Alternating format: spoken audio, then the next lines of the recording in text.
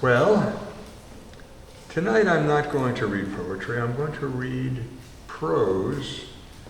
As a matter of fact, I'm going to read first chapter from my memoirs called A History of Sexual Deviance. Oh! Well, it's so easy to be distracted. A History of Sexual Indulgence. And, well, here we go. My mother never talked down to me as a child, but on the level of mutual intelligence. She was therefore in the habit of taking me to more mature movies every week, such as Raintree County, a complicated love story set during the Civil War starring Elizabeth Taylor. Needless to say, I was overwhelmed. Liz found the rain tree. For the next 3 weeks, I walked around in a lovesick daze. Well, Liz was something in her youth. My awe of women started with my mother, who was an alumnus of the Earl Carroll Vanities. Carved in stone above the stage entrance to his Aquarius Theater in Los Angeles, California, aptly boasted, "Through these portals walk the most beautiful women in the world." Mom was a tough act to follow, brilliant, engaging, and the epitome of what one would call eye candy. I just took it in stride. It would be years later I would first become aware of how other women bristled and men froze when she walked into a room. There's no question Mom was fully aware of the power of her beauty and sexuality, and she loved it. Glenna Faye Dickinson, born January 26, 1925, in Russellville, Alabama, was the second child of what was to ultimately be 9 children of Albert L. Dickinson, born June 15, 1901, and Martha Ann Mattie Strickland, born June 15, 1905. The Dickinson lineage was said to go all the way back to England, Ireland, and Scotland. Was it because of illiteracy and government sloppiness within record keeping? The spelling of the name varies from Dickinson to Dick Enson to Dick Erson to Dick Usson. That said, it seems there was one line and we're all related. If this is the case, there seems to be a northern clan and southern clan. Too many Dickinsons to mention fought during the Civil War on the side of the Confederacy. There were even a few who fought on the side of the Union. Mom told me stories of how some of the family fled to the free county of Winston, Alabama, whose residents were mainly poor farmers who viewed the Confederacy with suspicion, believing it was created for the political control of the wealthy planter class. In January of 1861, the county's representative, Charles Christopher Sheets, refused to sign the Ordinance of Secession. Many refused induction into the Army. They believed that the state could secede from the Union, then they as a county could secede from the state. Though at first declaring neutrality, they would eventually give their support to the invading Union Army, April 1862, with many enlisting into the 1st Alabama Cavalry Regiment, commanded by an officer from New York, George E. Spencer. The Dickinson lineage would subsequently find itself fighting in every war. George Dickinson and his cousin Joseph, the War of 1812. Fate Dickinson and Sterling L. Dickinson, World War I. William Hayden Dickinson, World War II. Dwayne Dickinson, Korea, concluding with Thomas M. Dickinson, a helicopter mechanic who was killed while in his bunk during a Viet Cong mortar attack in Vietnam in 1967. My mother also made reference to the possible connection to the poet Emily Dickinson, born December 10, 1830 in Amherst, Massachusetts. One day, when her father had returned from work, he learned Mom received an A for something she had written for school. Upon proudly sharing the news with her father, Albert responded, "That's not a surprise, because we have a famous writer in our family." If there truly is a connection to poet Emily Dickinson, I don't know through whom. She never married nor had children. Her brother did, but his son died at an early age. Any connection would have to be through other relatives. Emily's father, Edward's patrilineal ancestors, had arrived 200 years earlier during the Great Puritan Migration from 1620 to 1640, leaving the Church of England to pursue Calvinism. John Dickinson, born in Maryland, November 1732, as a delegate of Pennsylvania, had refused to sign the Declaration of Independence, fearing Great Britain was seriously going to bring ruinous harm to the colonies. Highly intelligent, his honor was never in question. He was ultimately persuaded by Benjamin Franklin and John Adams not to be present for the final vote to ratify the Declaration, so not to compromise himself, and yet allow the Declaration to pass. After its ratification, however, he was instrumental in getting support for the Continental Forces under George Washington's command. He later was the co-signer of the Constitution and the Articles of Confederation. And then there's Charles Dickinson, born 1780, who was a lawyer who had studied under Chief Justice John Marshall. On May 30th, 1806, he was killed in a duel with Andrew Jackson. If there is a genetic connection, it would have started in England, Ireland, or Scotland around 1400, 1500, 1600s. Albert's father was William Franklin Dickinson, born January 31st, 1873. William Franklin's father was Rufus B. Dickinson, born around 1842. Rufus fought for the Union as a member of the 1st Regiment, Alabama Cavalry, Company G, during the Civil War. Rufus had two brothers, John H. and William Hayden. Both Rufus and John enlisted into the Union Army March 10th, 1864, and served in the same regiment. John was to die of disease May 22nd, 1864, at the age of 25.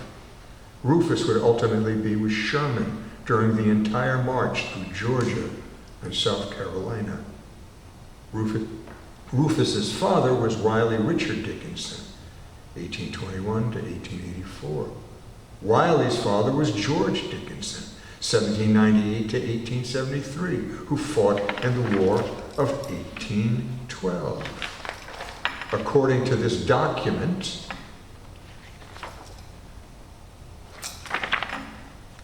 George acquired 40 acres of land as witnessed and signed twice by President James Buchanan. George owned 250 acres of land. From this point on in the Dickinson genealogy, strange things began to show themselves as how the name was spelled. In extensive genealogy studies for over 30 years by my second cousin, Kimberly Stovall, and a publication by Mary Jane Knisley, Historical Sketches of Southwest Virginia, a publication 1975, George Dickinson's father appears as Humphrey Dick N. son, 1775 to 1842. Humphrey Dickinson's father was Henry Dick N. son, who named his son after his brother Humphrey, born October 8, 1747, who was supposedly killed by Indians. Henry had served in what was called the Indian Militia in 1754 during the era of the French and Indian Wars, which ended 1763. Even in this document, the family's surname reverts back to the Dick N. son spelling, only to later return to the Dick N. son. Mary Molly Dick N. son, of the bright red hair, was said by her descendants to have been born in 1747. Indians killed her. According to the files of Dr. Leland B. Tate of Blacksburg, Virginia, a descendant of Fanny Dick Ensign, born circa 1758, on June 29, 1785, Indians killed her husband, Archibald Scott, and the children before her eyes before she managed to escape. Her capture and subsequent escape was newsworthy for 100 years. She was to marry Thomas Johnson. Fanny died May 8th or 9th, 1796. Rufus B. Dickinson was married to Elvira J. Henderson, who was born around 1846. They had 5 children: Mary E., Catherine, William Franklin, James B., Albert V., and Rose A.I. William Franklin Dickinson was married to Nancy E. Henson, born January 20th, 1870. They had 5 children: Albert L., Claude Alexandra, Gladys Maynard, and Sophia Floyd. According to my mother and Aunt Jean, Nancy was mean beyond belief. Albert and Martha had gone to Nancy's home one Christmas with the children: Hayden, age 9, Mom, age 7, Jean, age 5, and infant Von Seal, age 1. There was a bowl of fruit on the dining table. Mom and Jean took one orange to split between them, and Nancy tore it out of their hands. Albert and Martha immediately left with the family, swearing to never return. Nancy's father was James Dallas Henson, born April 10th, 1847. Her mother was Tennessee Bird, born January 10, 1848. Maddie's father was William Bill Clements Strickland, born December 2nd, 1866. The Strickland line goes back to Sir Walter Strickland, 1497 to 1528, who lived in Castle Sizergh in Westmoreland, England. My mother's mother, Martha Ann Mattie Strickland's grandfather, was James Henry Strickland, born April 20th, 1828. He was married to Nancy Laura Ann Steele, whose lineage emigrated from Germany to the American colonies in 1753. In Alabama, James Henry managed to avoid being conscripted into the Civil War. However, there's another James Henry Strickland who was enlisted for 3 years by Major H. Brewster in Newman, Georgia, entering the service at the age of 31 as a captain, March 4th, 1862. He was in Company B of the 1st Georgia Cavalry, promoted acting major September 13th, 1862. On detached service, promoted major October 27th, 1863. Promoted lieutenant colonel April 13th, 1864. At the Battle of New Hope Church, Paulding County, Georgia, May 24th through 25th, 1864, Lieutenant Colonel Strickland and Rufus Dickinson fought each other. Strickland was mortally wounded July 31st, 1864, during the Battle of Sunshine Church, Georgia, dying 3 days later, August 3rd.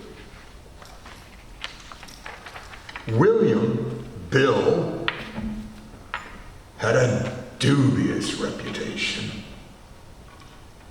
At the age of 19, he was indicted, October 9th, 1886, in Franklin County, Alabama, for assaulting Thomas Clark with a stick, aided by his teenage friend Jack Rayburn, who was also indicted. I can only assume the altercation was over Mary Jane Clark, Thomas's daughter, who Bill was romancing. Bill ultimately got her pregnant.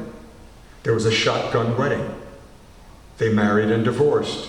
It was before the Franklin County Courthouse burned down in 1890, so there's no record of it. However, the baby girl subsequently born was Willie Bell Strickland, November 17th, 1887. Her mom moved to Birmingham to have the baby and get out of the Strickland neighborhood. Apparently, she married someone with the last name Barron. Bill was known for his womanizing, resulting in his second shotgun marriage to Lucy S. Taylor, August 1888, when he was 21. He left his pregnant wife after a couple of months to go to Texas. While traveling through Arkansas, he impregnated Sarah Sally Jackson and escaped the shotgun, having euphemistically a hit and run. Sarah gave birth to Gracie Lee Jackson in Lone Oak, Arkansas, August 28, 1891. Bill was still married to Lucy, who was granted a divorce November 17, 1897, for voluntary abandonment. She had a son named Arthur Moore Strickland, born February 14, 1889, in Gravel Hill, Alabama. Bill never had anything to do with him. Bill would be granted upon petition to be able to marry January 19, 1901, as long as he paid the court fees for his petition and Lucy's divorce. Bill was known for his temper and erratic behavior. Stories were told he wasn't right in his head. He was indicted April 9, 1889, for disturbing the peace at a religious ceremony. October 5, 1893, he was indicted for possession of a pistol. His sister Lizzie Elizabeth Strickland, never married because supposedly her brother Bill accidentally shot her fiancé. Louisa and her fiancé were up on a hill and Bill was down on the front porch of his house cleaning his gun. Bill became a bounty hunter who was reported to have killed many people. One story is he shot a man he was stalking, wounding him, who managed to get away. He figured the man was in need of medical help and found the nearest doctor. Sure enough, the man he was tracking was there with a leather strap in his mouth to help from screaming while the surgeon was sawing off his leg. Bill entered during the surgical procedure and shot the man in the head. His reputation spread. When he would come home, men in the area were afraid to go outside after dark. May 20th, 1895, he was indicted for bootlegging and left Alabama with his brother Henry Taylor and headed for Texas. 5 years later, he seemed to have just wandered up one day to Franklin, Alabama in 1900. Richard Thompson married Rebecca Hanley on December 15, 1819. George Russell Thompson, born 1826, was married to Lavina Bow, born 1827. They had a son, William Anderson Thompson, born 1847. Sometime between 1850 and 1860, they moved from Carroll County, Georgia, to Franklin County, Alabama. William Anderson Thompson married Martha Ann Little. In the census, her name is written Martha Ann Amelia L. Little. They begot Lola Lolly Thompson, 1878 to 1967, and her sister named Virgin Alabama, as well as George Russell and Oscar. Martha Ann Little's father's name was John, born around 1816. He was from Tennessee. His wife was Mary Ann, whose maiden name might be Guillotine. Bill Strickland met Lola after his return from Texas. Their relationship was tumultuous, on again, off again. But on November 22nd, 1902, they married. It was a shotgun wedding. Lola was 3 months pregnant. They were to separate February 1903, with William taking her to her father. Bill returned to Lola when she gave birth to a son, Henry Taylor Strickland, May 9th, 1903. Bill continued his womanizing. The relationship remained combative, and out of anger, Lola taunted him, saying the baby wasn't his. It was Buck Keenan's, which drove Bill crazy. Lola wouldn't tolerate the humiliation and told him never to come back home. Bill filed papers for divorce March 28, 1905, while Lola was 5.5 months pregnant with Martha Ann Mattie Strickland. In Franklin County Court, Bill's testimony in his divorce case against her stated, "In February, after we were married, figured out she was pregnant and believed she was pregnant from before they were married." Why would the boy be named after William's brother if it weren't his?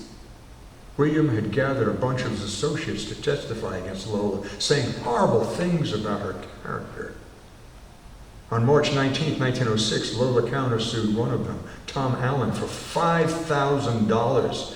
According to the Franklin County Archives, there were 2 occurrences of defaulting witness charges in the case of Lola Thompson versus Tom Allen. Mr. Buck Keenan and Mr. L.H. Issam were subpoenaed to be witnesses for Lola in her case. Neither showed up. A warrant for their arrest was issued to Keenan and Issam, and they were both fined $150 apiece. Without these witnesses' testimonies, Lola didn't win her case against Tom. How audacious she must have seemed, a woman challenging men.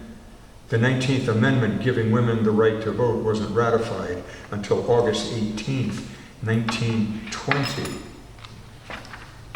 William's third marriage was to none other than the teenage friend Jack Rayburn's 16-year-old daughter, Nancy D.C. Rayburn, March 31st, 1908 in Franklin County.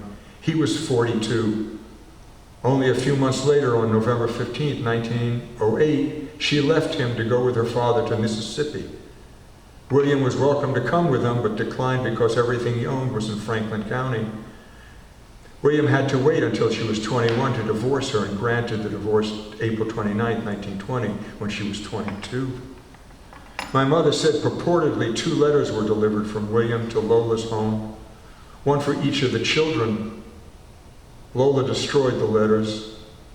He then went into the wood with a shotgun and killed himself, April 27, 1926. She was never to utter a word about the incident. Apparently left all his possessions to his sister, Louisa. What is interesting, though, 1 year after Bill's suicide, Lola married Charles C. Jeffries on June 30th, 1927. 12 years had gone by since their separation. Charles had some children by his first wife, so it was quite a brood of step-siblings living in with one household. They remained married until Charles's death in 1941. Was Lola still in love with Bill and possibly holding out for his return? Or maybe still thought of themselves as married? Henry Taylor was 13 and Martha Ann Matty 11. The death of their father, let alone how violently he took his own life, as well as how antagonistic the relationship of their parents, must have had a traumatic effect on the children. Beyond that, it gets muddy because the courthouse in Alabama with all the family records burned down. There was a supposed French connection with the family name Beau. Was Mom confused mixing her French recollection with Lavina Bau's name, which is German? Mom also said there was Cherokee blood. The name Bird was mentioned, but it seemed a vague recollection. Nobody openly talked about it when she was a child because of racist embarrassment. Was Tennessee Bird from Tennessee that Bird and Cherokee? It wasn't until recently, when examining Cherokee history, I discovered there was the Eastern Bird Clan with the Cherokee Nation during the time of President Thomas Jefferson. He wanted to see a mingling of the bloodlines, making the Indian Nation one with our newly established one. Greed, however, would soon enough pervert the waters and racism grew, culminating with President Andrew Jackson's not only refusing to acknowledge the Supreme Court decision under Chief Justice Marshall recognizing the Cherokee Nation as a legitimate sovereign state, he allowed for the ethnic cleansing of old Cherokees from the northern upper third of Georgia and northeastern Alabama, seizing all of their property. Over 3,000 would die in the infamous March of Tears expulsion. Those who escaped the crimes against humanity hid in the Smoky Mountains, a mountain range rising along the Tennessee-North Carolina border. When I was a teenager, my mother and her younger sister, Von Seal, also known as Vicky, had gone to a party. One of the guests was an anthropologist. He approached Vicky and told her if he had found her remains in an unmarked field, he would classify her as full-blooded Indian. Mom's mom, Martha, was to subsequently prove herself a most abusive parent who by today's standards would be either imprisoned or institutionalized for how she treated all her children. William Hayden, born March 22nd, 1923, was the oldest by 2 years. He was an extraordinarily intelligent child whom Mom not only adored, but took strength from under the cloud of the cruelty of their mother. One time, Martha, also known as Maddie, lost it and took a fire poker to beat Hayden, subsequently knocking him unconscious. As Mom told the story, Grandpa and Grandma Dickinson had just happened to stop by for a visit after seeing a movie in the neighborhood and discovered Hayden. Grandpa, William Franklin, picked him up and went outside carrying him to a rain barrel where he proceeded taking some water to revive him. He went on to say how disgusted he was and would kill her if he ever caught her doing such a thing again. Grandma Nancy, equally disgusted with how Maddie treated her children, never stepped into the household again. Mom continued, Hayden and I would often dart glances at one another while quietly sitting in different parts of the house as the atmosphere started to devolve to the point of igniting. We drew strength from each other. We also tried to protect the younger siblings, putting ourselves in the path of Maddie's physical rage directed at either Imogene, Vicky, Dwayne, or Carol. Where was Albert in all of this, I asked. He was a crane operator working in a marble quarry. He'd come home exhausted and sometimes see that one of us had been punished for something or benignly say, oh, somebody caught a whipping today. He never interfered in the household. That was Maddie's domain. Albert was completely dominated by her, continuing, we were lucky to have food on our table. It was the Depression, and you don't know what suffering is unless you grew up in the South during those times. Reflecting on the racism she saw around her, growing up in Alabama, she then added, and nobody knows the suffering of the black man. She would ultimately repeat that statement several more times during my life at home when one of my friends complained about how bad things were with the government, the Vietnam War, and civil rights. It wasn't about self-importance or one-upsmanship. It was solely about a perspective of history. Though Mom never witnessed a lynching in Russellville, where she was born and grew up, you could see in her eyes she witnessed so much suffering. Russellville did have 2 lynchings in the 1890s. There were over 300 in Alabama and 4,400 documented lynchings in the South from 1877 to 1950. I never, ever heard my mother utter a racist statement. Mom continued. One day the foreman of the quarry gathered his men and told him that he was going to have to let some of them go. He knew how devastating this would be and said that if everyone agreed to take an unpaid vacation a few weeks out of the year, he'd be able to manage to keep everyone on the payroll. He said he didn't want to know how they came to their decision, just whether they agreed or not, and then walked away. They were to agree and managed to work throughout the Depression. And all the other shops that went union and closed to fight similar practices are still closed. I got to see that facility during one of my visits to Russellville, Alabama when I was around 4 years old. My grandpa Albert brought me to see where he worked, as well as show me off to his fellow workers. I was his sugar man. The warehouse was enormously large compared to my small self. High above was the crane which operated that ran laterally just below the entire ceiling of the structure. While I was there, I watched a huge marble slab being planed smooth. The experience obviously made a lasting impression on me. Once Mom volunteered surprise that there was never any sexual abuse in such an environment she and her siblings had grown up in. perpetually degraded by her mother. Faye was repeatedly told she had lips like a horse's ass and was bow-legged. Her 2 years younger sister, Imogene, also known as Jean, flatly said their mother was pure evil, and then recounted this story.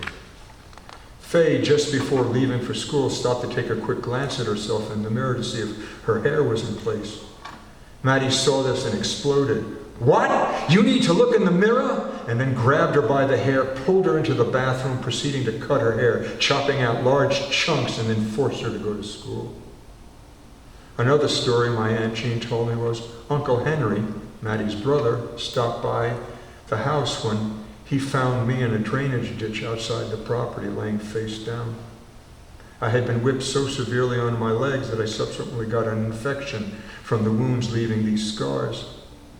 She pulled up her pants and showed me the grooves in her shins from where the infection had gone into the bone. Continuing, Uncle Henry picked me up and brought me into the house, subsequently threatening Maddie. If he ever hurt me again and he found out, he would personally intercede. Maddie didn't beat me much after that. Mom and Jean always spoke highly of their grandmother, Lola, affectionately calling her Momo.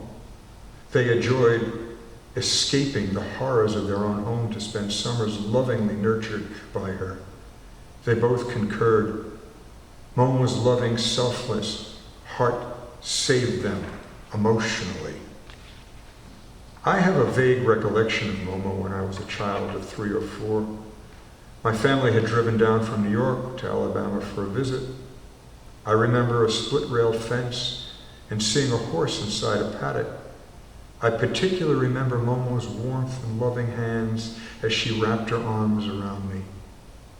She gave me a $50 piece, which felt so large in my tiny hands. Another story Jean related. Maddie was pregnant with Joyce, child number 7, and lying in bed with a cold. Your mom and I were in the kitchen. Faye was cooking a chicken and I was baking a chocolate cake. We started a silly fight over a spoon to use when Maddie suddenly burst into the kitchen and told Faye, "Get out and don't come back!" Faye didn't say anything and just went to her room and started to pack. I begged her not to leave, but what could she do? Faye went down to our local grocery store and borrowed enough money on credit so to be able to buy a bus ticket. Albert came home. When I told him that your mother had left, he became very agitated. She can't leave, she's just a child. You gotta go out and find her. I went to all our friends' homes, but they didn't know anything about it and had not seen her. When I finally got to the bus station, I found out that her bus had left 30 minutes before. Hayden, as well as the rest of the siblings, was to prove how brilliant he was.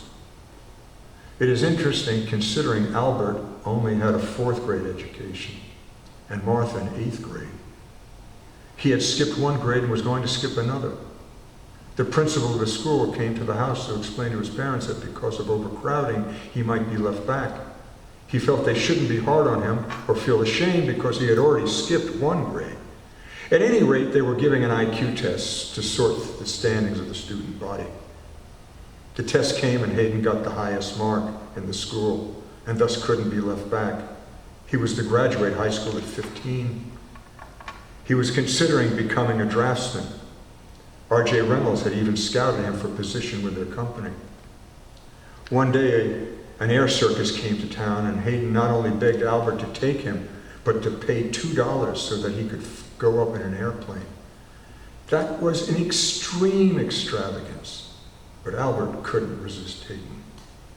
The experience was to change Hayden's life. From that point on, he wanted to be a pilot. All he ever talked about was flying. So it's not surprising, even with Albert's perpetual ranting, "Roosevelt's going to bring us into war," when World War II broke out and the inevitability of the draft, Hayden convinced Albert and Martha to sign for him to join the Air Force as a minor of 17. It was a sobering moment.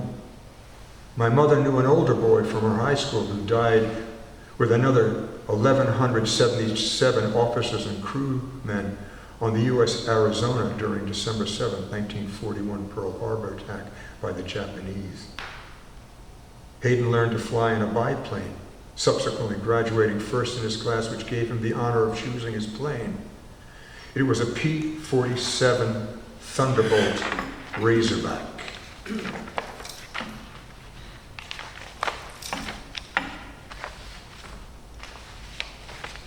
Stationed in Europe with the 66th Fighter Squadron, 57th Fighter Group, 12th Air Force, he flew over Italy.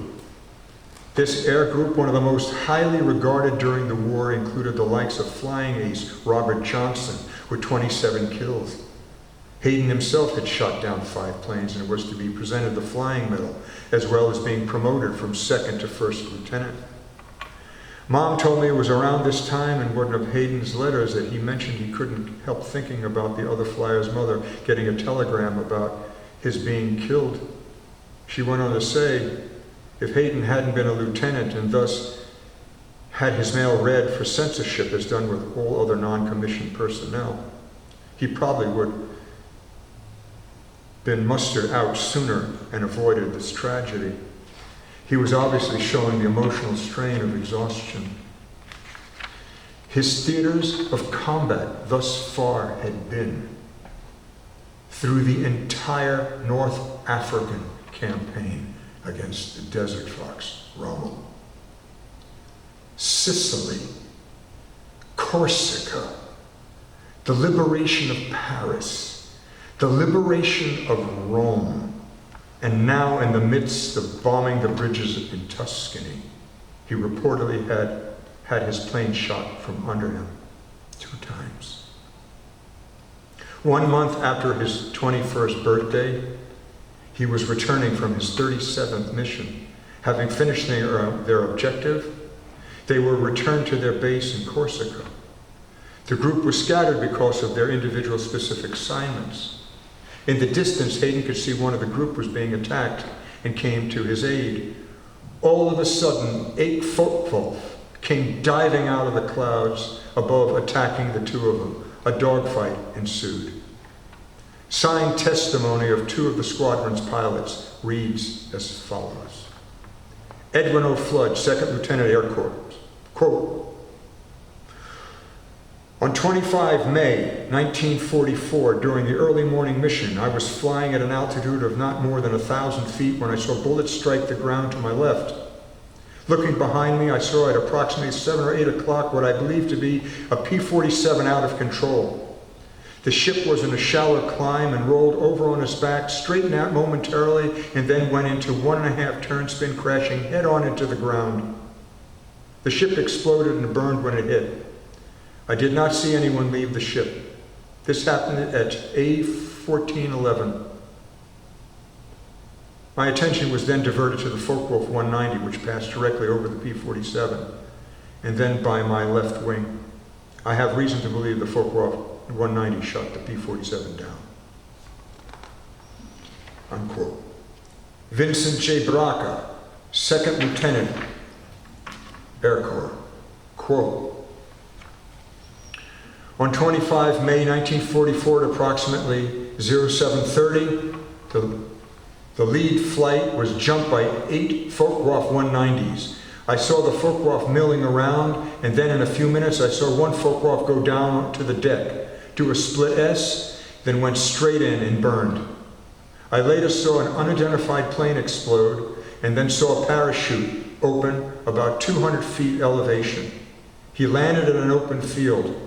This happened at A0817, 1 mile north of where the Focke-Wulf crashed. Hayden's status was missing in action. Mom was working in Mobile as a secretary in the shipyards. Whatever money she was earning went to paying her room and board. It was worth getting away from Maddie, who on January 24, 1944, gave birth to child number 8, Jerry Dickinson. When Mom received news Hayden was missing, she immediately returned home. But she couldn't remain around the person who had brutalized someone she loved and admired with all her heart, especially now. She packed her bags, went to a local grocery store, got the proprietor to give her $5 on the family tab, bought a bus ticket which cost $4.78, and boarded a bus leaving Russellville, Alabama for Hollywood, California. It was the spring of 1944. Years later, I would hear Mom repeatedly say, "I'm 22 cents short," responding euphemistically to a question of why something happened that either she had no control of or really couldn't answer. She arrived totally broke, looking for work in an apartment. Convincing a wife and her husband that she'd be good for the money, they waived the 2 weeks in advance they were in practice of getting when letting the room in their home. Mom managed to find a job and kept good her promise, paying her rent on time.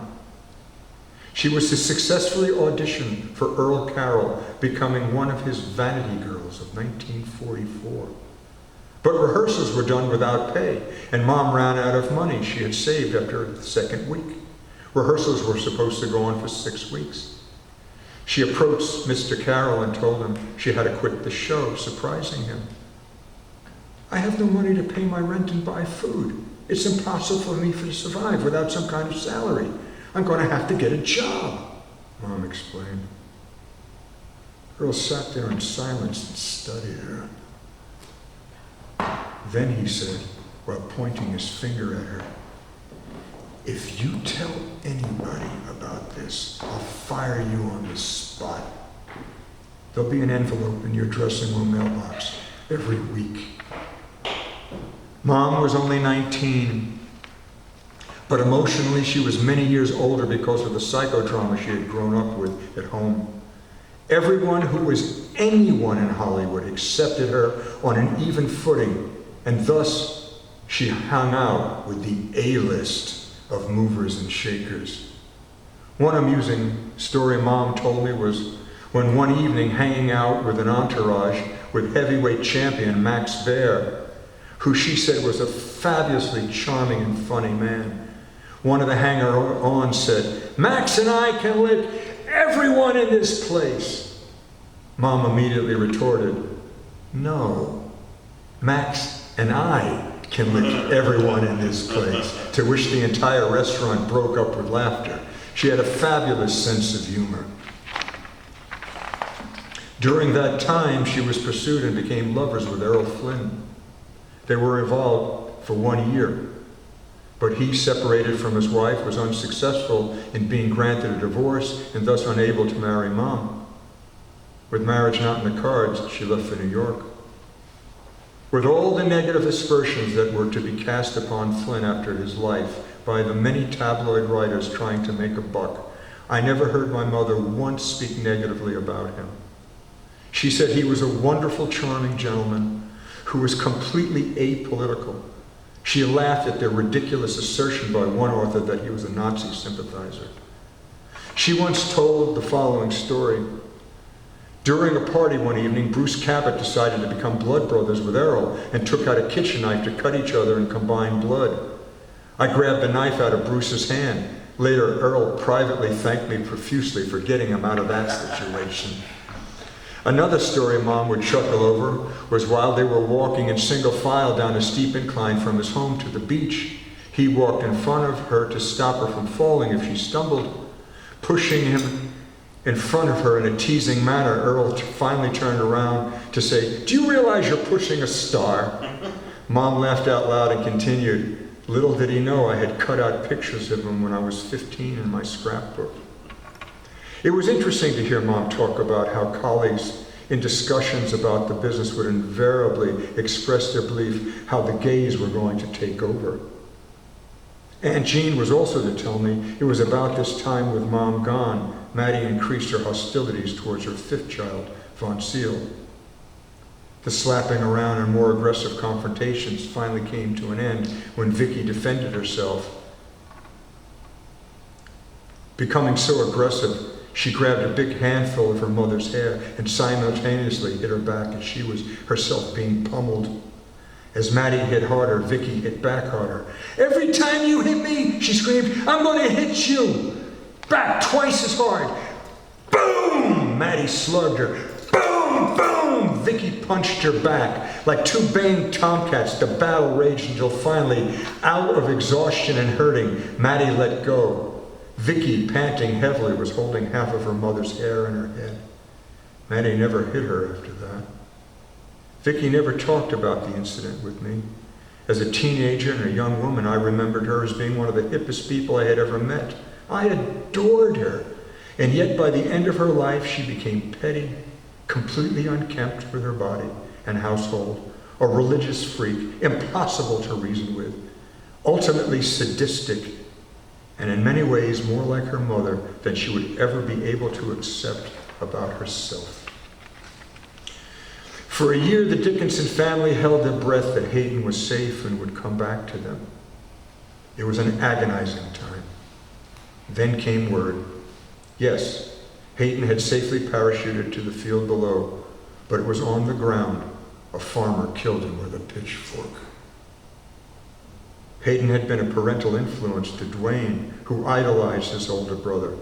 Upon hearing the news of his death, was so severely traumatized, he couldn't stop screaming, "No! No! No! No!" for hours on end, finally running out of the house into the Heddens, the old woods with a creek that ran through where the local Chickasaw and Choctaw Indians used to hunt.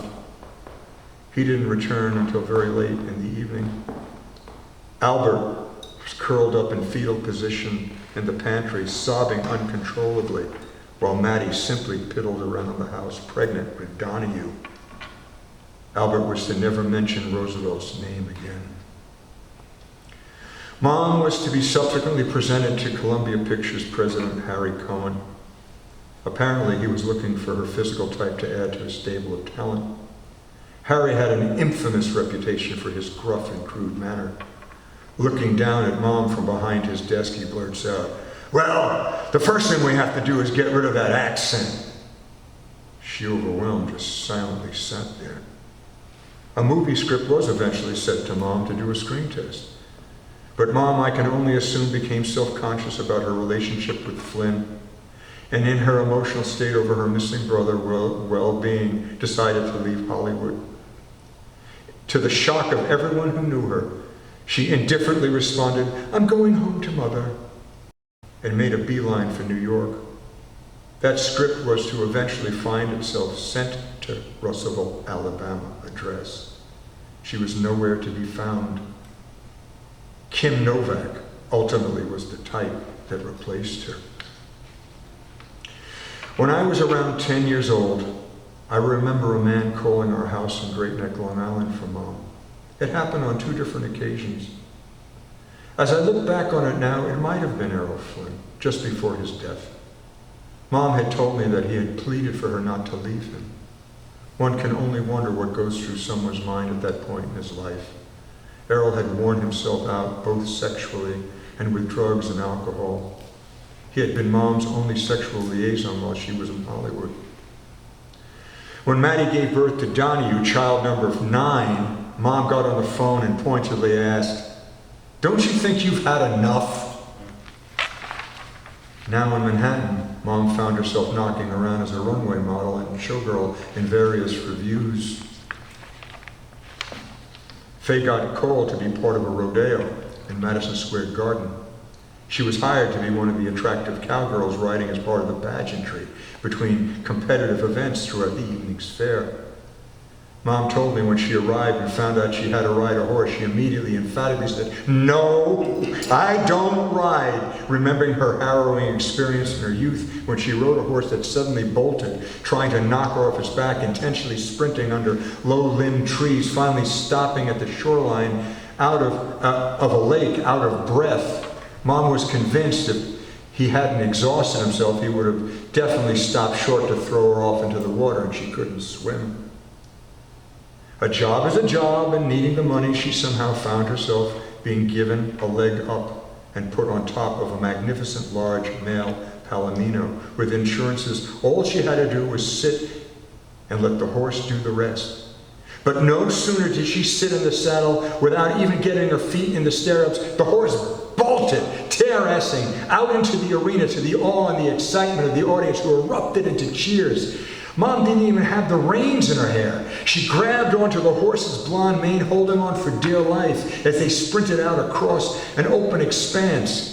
I intuitively knew I was going to be thrown and went to jump off myself, kicking my right leg over its neck so to slide down his left side, prepared to crash on the ground below. She continued, "No sooner did I do this, he suddenly stopped short to dislodge me. Miraculously, I landed on my feet while holding on to his mane. I sheared all of my fingernails right off my hand to the quick because I held on so tight. The arena erupted in a roar of approval. Shaking with watery knees, I wobbled off into the wings. Everyone ran up to congratulate me for a spectacular show I just put on. And you said you couldn't ride. Ha ha, that's a good one, yeah. Mom finished the story by saying, "Would you believe that son of a bitch horse came up behind me to nuzzle me with his nose snorting as if to say, 'Hey kid, you're all right.' I couldn't believe it." Mom then managed to get herself into the eagerly awaited Danny Thomas show at La Martinique, a downstairs supper club at 49th West 57th Street and 6th Avenue, not realizing at the time she would meet someone who would change her life forever, which was my dad. So that's chapter 1.